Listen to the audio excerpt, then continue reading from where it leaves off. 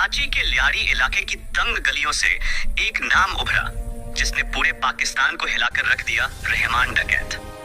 1975 में जन्मा सरदार अब्दुल रहमान बलूच, जो बाद में रहमान डकैत के नाम से कुख्यात हुआ, कराची के सबसे खूंखार और प्रभावशाली गैंगस्टरों में से एक था।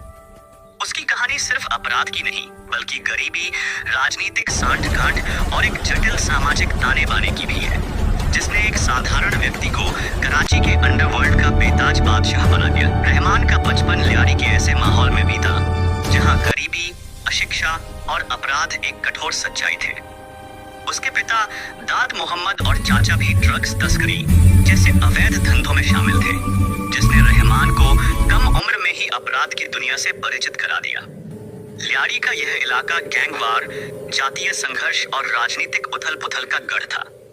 रहमान ने जल्द ही समझ लिया कि इस माहौल में जीवित रहने और शक्ति प्राप्त करने का एकमात्र तरीका हिंसा और भय का रास्ता है। युवावस्था में ही उसने छोटे-मोटे अपराधों से शुरुआत की और धीरे-धीरे उसकी क्रूरता और निडरता ने उसे स्थानीय अपराधियों के बीच पहचान दिला दी। कहा जाता है कि उसने किशोर अवस्था में ही अपने पहले दुश्मन को चाकू मारकर खत्म कर दिया था, जो उसकी आपराधिक यात्रा की शुरुआत थी। रहमान डकैत ने धीरे-धीरे अपने आपराधिक साम्राज्य का विस्तार किया। उसका गिरोह डकैती, अपहरण, फिरौती और ड्रग्स तस्करी जैसे संगीन अपराधों में शामिल था। लियारी में उसकी तूती बोलती थी और कोई भी उसके खिलाफ आवाज उठाने की हिम्मत नहीं करता था। उसने पीपल्स अमन कमेटी (PAC) नामक एक संगठन बनाया।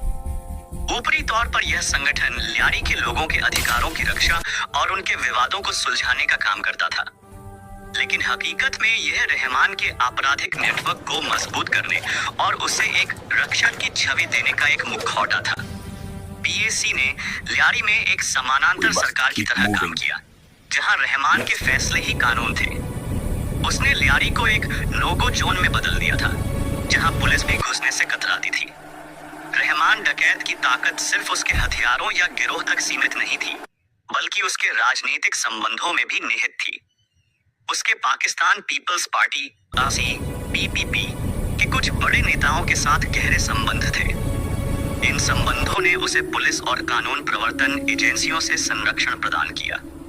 यह यहाँ तक कहा जाता है कि जब 2006 में उसे गिरफ्तार किया गया था, तब तत्कालीन राष्ट्रपति आसिफ अली जरदारी ने स्वयं पुलिस अधिकारी चौधरी असलम को निर्देश दिए थे कि रहमान का एनकाउंटर न किया जाए, बल्कि उसे कानूनी प्रक्रिया से निपटा जाए।